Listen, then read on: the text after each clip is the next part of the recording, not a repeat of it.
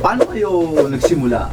Bata pa lang mahilig na kami sa rap. Like kami ni Ron, sabay kami nag-start mag-rap. Under kami kay Sir Francis Magalona. Siya yung original manager namin. After that, nung nag-pass away si Sir Francis M, nagkanya-kanya kami Si Ron, gumawa siya ng mga hit song. Ang pawis ko'y tumatagaktak sa bilis, may pumapalakpak. Abutin natin ng langit, ibuka ang pakpak lang hape ng halimuyak na mga Tapos bulaklak. ako naman, battle rap. Black skin, black head, all black, everything. Kahit nakahubad. Kahit nakahubad dahil sobra mong itim. Uni versus Gap, parang Gundam versus Robocop. Huwag ka na magpanggap-gap. Alam nila na Bobocat, isa kang tagahangon nangangarap magpa-autograph. Fan ako ng flip top ever since. And never kayo naglaban. Ano yung pinag-usapan nyo na hindi tayo maglalaban Hindi naman, kasi kung maglalaban man kami, mangyayari niyan, either magiging pangit yung battle kasi magkakapigilan, or magkakasama kayo ng loob dahil mag-ano kayo ng person. So makita ng mga tao yung novelty part niya na, murahin kita yung nanay mo, papahiya ko yung girlfriend mo. Hindi ka na puputi, sumang-ayon ka man o hindi, magturok ka man ng sangkatutak, nagluta tayon sa pisngi. Hindi everyone, kahit rapper ka, hindi everyone prepared tumayo sa may sumisigaw sa harap mo na minumura ka. It takes a lot of guts and talaga. Kapal mo.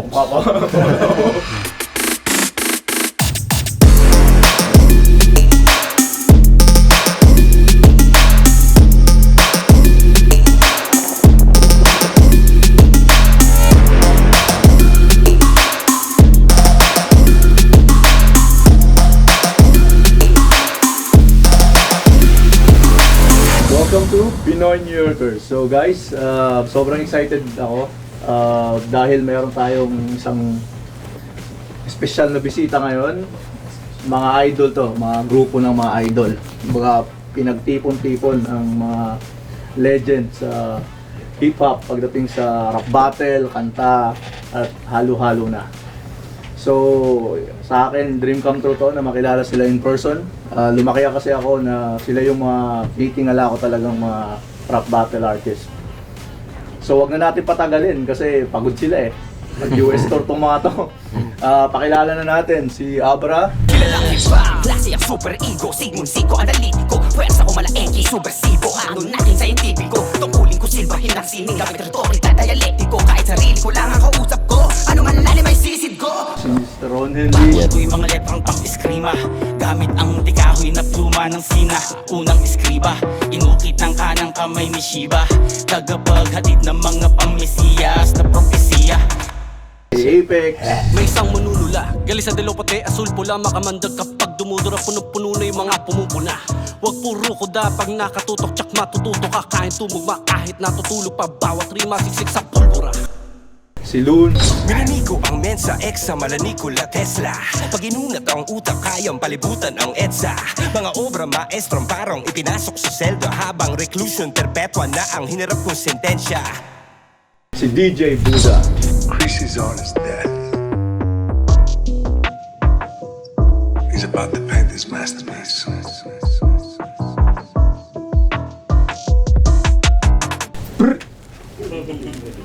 Okay. Kumusta naman ang ating buhay-buhay sa Amerika after the tour? Dito na kami titira. Masaya dito sa Amerika. Siyempre, ano yun, ngayon sa Pilipinas, mainit, sobrang init. Dito, polar opposite. As in, literal na, dami namin layers na suot. So, pag nasa Pinas kami, nasasabihan kami na, ba't kayo naka-jacket dito? Nagagawa namin, nakaporma kami dito. Tapos, ang sarap ng pagkain. Mismo. Diba?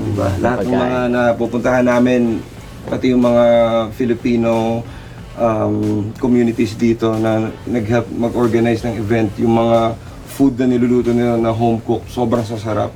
And pinapatikim din nila sa amin yung local food ng bawat city.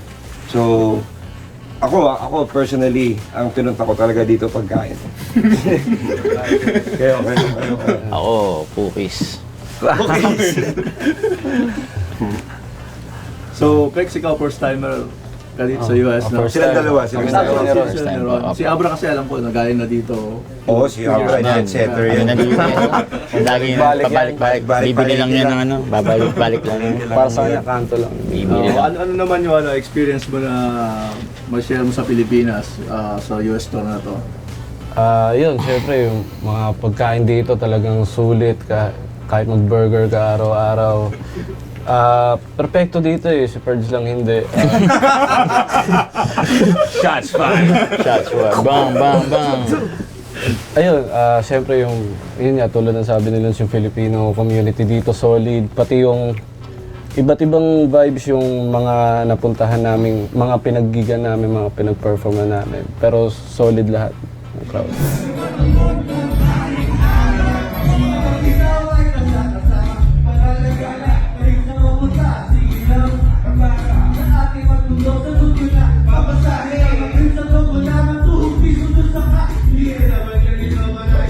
Kaya iba-ibang karakter kasi yung Iba't ibang enerhiya. crowd dito. Oo. Iba yung sa West Coast, iba yung dito sa East Coast talagang Pero dito, medyo wild dito. And at the same time, laging nagmamadali din yung mga crowd Yes. dito. Pero pag pero buhos solid naman, talaga, solid. Ramdam mo kasi syempre birthplace ng hip-hop to eh. yun. Kaya masaya kami na nabisita namin yung lugar kung saan pinanganak yung hip-hop.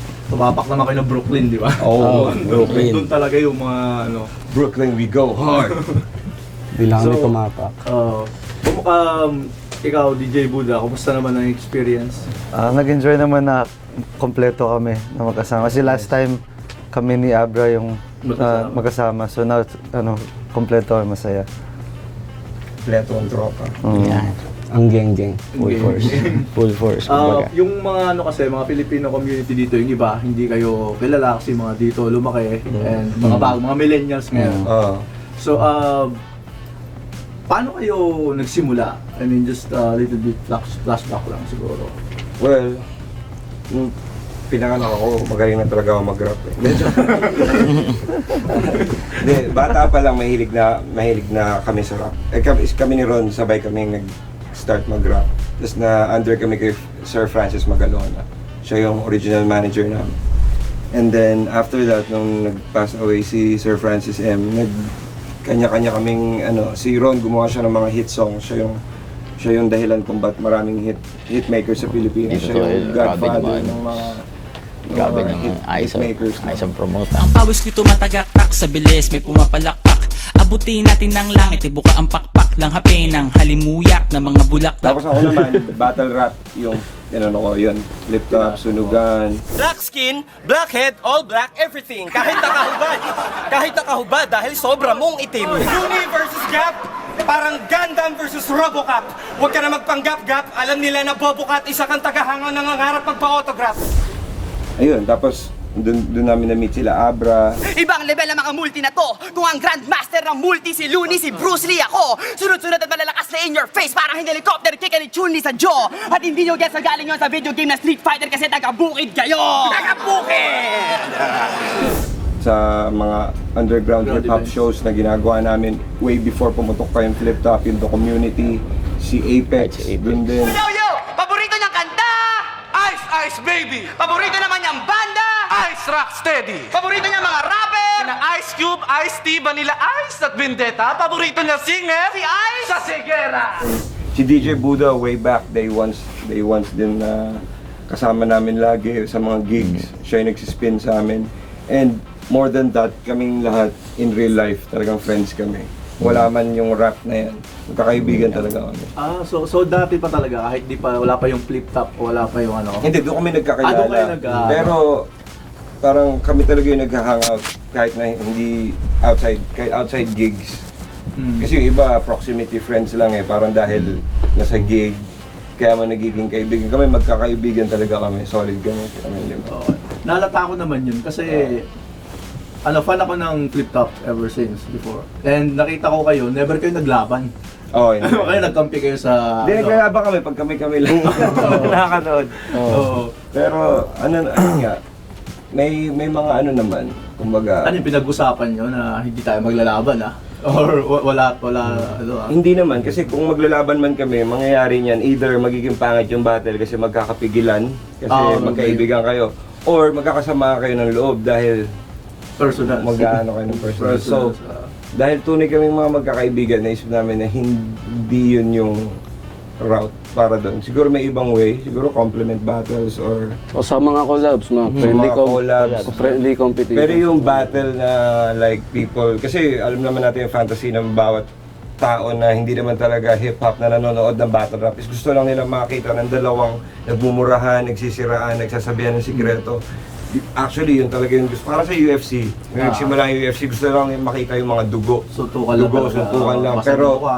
hindi nila alam yung mga technicality, yung mga submission moves. Para sa kanila, boring yun. Same dun sa battle rap, na parang gusto makita ng mga tao yung novelty part niya na murahin kita yung nanay mo, papahiya ko yung girlfriend mo. Hindi ka na puputi, sumang-ayon ka man o hindi, magturok ka man ng sangkatutak, naglutatayon sa pisngi. Tinan mo ang ngipin niya, parang kabayong umiti, alalayo niya yung pauwi, di yan malayong magbigti.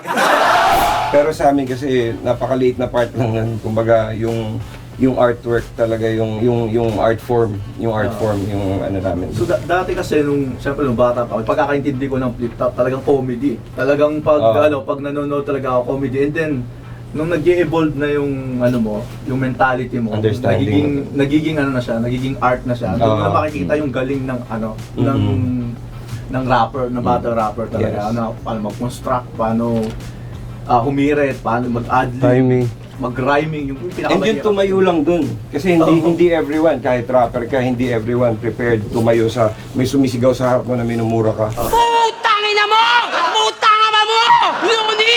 Putangina mo! Putangina mo! Mas malakas ang tama ako! Tangina mo, Luni! Putangina mo! Tapos ganun ka lang. No? Kahit si Glock, di ba? Hindi bumabattle si Glock kasi hindi niya kaya yung confrontational na ganun. Actually, si Ron, hindi rin niya kaya yung ganun na not everyone, di ba? So, it takes a lot of guts and talaga. kapal mo. Then, tsaka, kailangan talaga galing ka sa scripts. I mean, talagang sanay ka sa... Hindi naman, dapat lang siguro mas excited ka sa material mo kaysa sa kabado ka sa gagawin mo. That mas manaig yung excitement mo kaysa sa marinig. Yung pre-prepare mo. Yung pinrepair mo. Pag excited ka dun, hindi na nagmamatter yung kaba. Kumbaga, pareho lang ng feeling yung excitement tsaka kaba eh. So pag naramdaman mo yun, pwede mong sabihin sa sarili mo, hindi, na-excite lang ako. Siguro dyan pumapasok yung ng tao no? Yung domination mo ng mindset mo. Kung kakainin ka ng kaba o kakainin ka ng excitement mo. Oo. Marami kasi nga klase ng kaba. Pag hindi ka handa, kakabahan ka. Pag handa ka, kakabahan ka pa rin. Hindi pwedeng hindi. Pag hindi ka nakinabahan, ibig sabihin, hindi mo na mahal yung ginagawa mo. Dalawa, So, di may ba? kaba. Meron kaba na hindi mo alam yung ginagawa mo. Meron din kaba na kinakabahan ka dahil gusto mo perfect. Dahil pinlano mo every detail. Kaya ka kinakabahan. Lalo na siguro kasi yung tataas na ng expectation sa inyo ng tao, lalo na sa'yo, Pex. Oo, ito si Apex talaga. Hindi, si Ron talaga. Si Abra, yan. Si Apex yung talagang warrior dito. Abra, inaabangan ko yung mga bagong release nito ni Abra. Kasi kapag Pero si Ron natatalo talaga. si Apex, parang buo kalahati ng Pilipinas, masama loob. Oo. Ito Apex. Apex yan. Because champ, Apex yan eh. Si Ron Pwede talaga. pa May bagong mga Papasok release. dito. May bagong release ka, di ba? Nakakanta. Itong may binubuong album, abangan nyo. Si Abra. 12 songs. Si Abra, 12 songs. Pagbabalik ni Abra, no? abangan nyo yan. Kumusta naman Cosmic. yung pyesa mo ngayon, Abra? Kasi before, Gayuma, Diwata, talagang pumatok din talaga. Anong bago ngayon? Medyo, kasi dati, di ba, parang pangharana, anong kahit konting lang? Ganun pa rin, iba-ibang tema. Pero ngayon mas iba na yung siguro yung paglapat ng paggamit ng mga beat ngayon tsaka mga bagong flowmatics. The usual na basta. Andyan si narinig DJ nyo na lang. Buda. DJ Buda talaga yung aming alas dito. Tatay-tahimik lang yan. Oo, pero siya talaga nagdala ng Wala, tulong. hindi niya sinasabi na anak siya ni Carmina. Anak siya ni Carmina. Totoo yun. Oo nga, Nakita nyo. Alam niyo naman. Totoo ba? Oo, natiwala ako na. Di ba? Ano ka, di ba? Oo nga. Realize ko lang na, parang... Ano lang yun, pinapangit lang yun. Ito siya yun. Pinapogi version. Pinaastig. May swag. So, kayo kasi sa music and sa rap battle, kilala na kayo halos lahat, maliban lang kay Ron. Pero nababanggit pa rin si Ron madalas sa mga... Ay, wala dyan. Ako po wala po. Nanahimik lang po ako sa tabi. Siya ang dahilan kung bakit namamayagpag ang hip-hop ngayon sa Pilipinas. Ron Henley, yun nung galing sa similya niya. Hindi, kung kayo maniwala dyan, naglolo ko lang. Kahit tanungin nyo lahat ng artist ngayon. Pinapataas Tanungin mo nyo. nila mga ano. Mag-ano kayo sa... Kung kanino yung estilo pinagpasihan. Pero ano naman tayo, handa lang tayo sa mga At yun ang pangyayari. kinaganda nung kay Ron dahil kung gaano siya kagaling, gaano siya kahambol. Kasi Alam lagi nila, ako, no? lagi ako Mga kaibigan mo po talaga sila eh. Kitang-kita niya naman. Pinapataas nila ang Si kumpiyansa Luli sa kahit sa isa't isa. bolero o sa flip-top, pwede ilaban. Hindi, pero totoo yun, hindi bola yun. Talagang marami kami natututunan dito kay Ron. Kasi naalala ko, nung parang 2-4-2 yata yun, parang may laban yata kayo na sinabi na bakit hindi mo kakampi si Ron si Ron. Henley. That time, hindi naman alam na di man battle na si Ron, di ba? Pero nababanggit siya sa mga laban ni Looney. Actually, gusto ko siyang maging kakampi. Kasi meron kaming laban nito ayaw pero niya eh. trip lang. Ayaw niya talaga maging kakampi. Hindi, grabe. Hindi naman ganun yun. Sinabi mo na sa akin dati. Hindi naman ganun. Hindi kasi naglaban na rin kasi kami dati niyan, mga trip-trip lang. Eh, hindi ko naman, syempre, Magkaiba daw kami. nahiya kasi ako sa kanya, sobrang galing niya ako, parang di ako makakasabay. Binabalik ko. Parang, yan ako na lang, sige, bro, ano lang ako dito, speech sparring mo na lang ako. ka lang, tol. Ginagano niya ako. Hindi ako, taga-tanggap lang ako ng mga pre-practice nila na speech sparring lang nila ako dito. Kumbaga, sa akin, ako yung ano nila. Take it with a grain of salt. Sabi niya. Doon kasi naalala ko doon, sabi niya bakit hindi kakampi ni Abra sa Apex, pati kakampi ni Pero di ba, si Ron. Di sila, nagkampi na sila. Sa Kami rin pangalawa. nagkampi na. Pero totally inabang ako silang dalawa magkampi. Wala. Di ba? kung Mystic papayag Figures siya. naman kami. Mystic Mystic Figures naman, may banda okay naman, lang sa akin. may music naman. Ikaw naman, okay naman. Ako sa akin, siyempre Ronelli yan eh. Hindi ako syempre, Siya ayaw niya eh. sa kanila na lang yun. Eh, sa kaka-Apex naman yung ano. Hawak niya naman na yung game, yung rap game doon. So, Oo nga, ka-Apex na si Ngayon Apex nung na. hindi na bumabattle si Lutz. Parang ikaw yung Siya. pinaka-super sa Siya lahat. talaga, siya talaga. Matalo ka man o manalo, parang wala nang babago Ay, yan. sa ano, sa Iba yan, sa Apex. stardom quality. Apex yan eh. A to the Z. A to the Z. Nabebenta pa nga damit ito kay Bustoyo eh. Oo, diba? Isipin mo yun. Mas mahal pa sa ano, jersey ni Iguodala. Oo, sa jersey ni Guadala Pero di ko yan. magagawa yun kung walang yung mga blueprint. Oo, ganun na naman, nanuro na Tatlo naman to. Pero halos magkakaano lang kayo eh.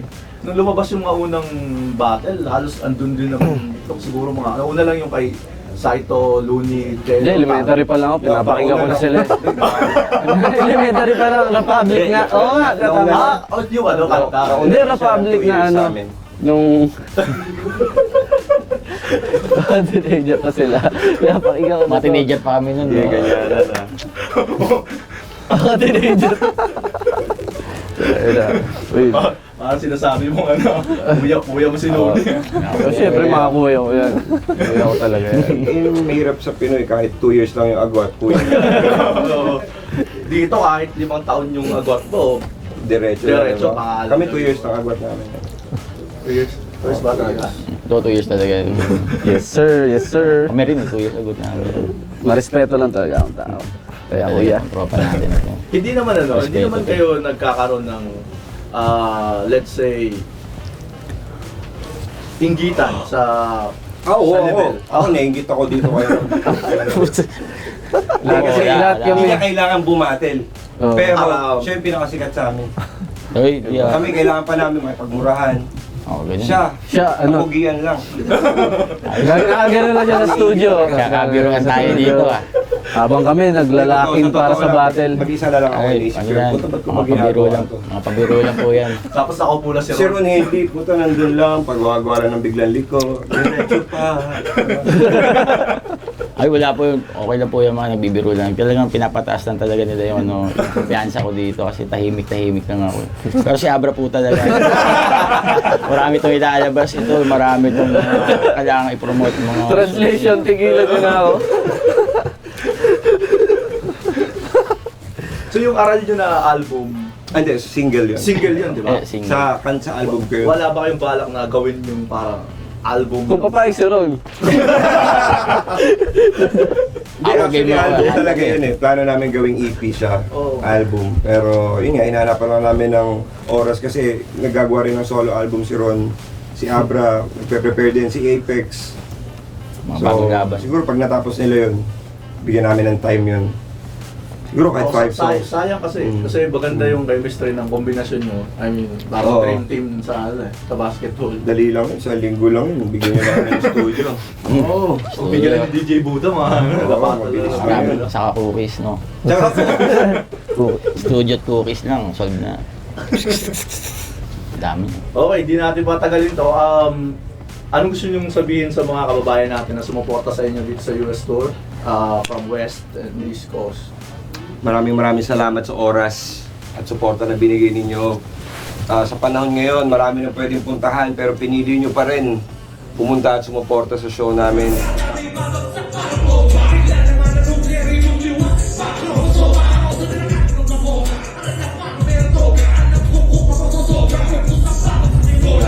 Para doon ay napakasarap sa loob na maramdaman yon mula sa mga kababayan namin na nandito. Especially kay Ron at Apex na first time na nakapunta dito. Napakagandang experience ang naranasan ng mga tropa. Pati yung mga tropa namin, sila Rude Boy, sila Jan, sila Kuya Rage, si George Porgy na nag-invento ng Crip Walk sa Pasay. Maraming salamat sa inyo lahat. We love you. Buhay kayo. Okay. Buhay kayo. So, suportahan natin sila dito man sa US o sa Pilipinas para tuloy-tuloy ang pag-usad ng kultura ng hip-hop sa Pilipinas and lahat tayo yumaman. Sarap kasi kapag lahat tayo meron. Yun. Mismo. Diba? Maggilahan tayo gaya ng ginagawa nila. So, ang sarap kasi panoorin kayo kasi same kayo ng forte pero naghihilahan kayo pataas. Walang kompetisyon. Mismo. Parang ang sarap panoorin dahil dito sa US, di ba nakikita niyo yung mga Amerikano na nag-aanuhan sila, nagko-collaborate talaga sila para gumawa ng something na pagkakapirahan ng lahat. Hindi lang, kasi normal kasi sa Pinoy before na yung competition ginagawang personal. Yeah. And then imbis na mag-collaborate sila for good things or for everybody to be up, naghihilahan pa baba dahil sa competition. Yeah. So ang ganda pakinggan na nagsisimula sa inyo ang mga ganitong bagay na at least si Donnie leader na Dio leader. Abra. Oo nga, Buda. Tahimik lang. Ito si Buda. Si Buda. Alak ni Carmina eh. Hindi Carmina yan. So yun lang. So guys, thank you very much. Supportahan natin sila. Yeah. Thank you. Salamat brother. Salamat ko eh.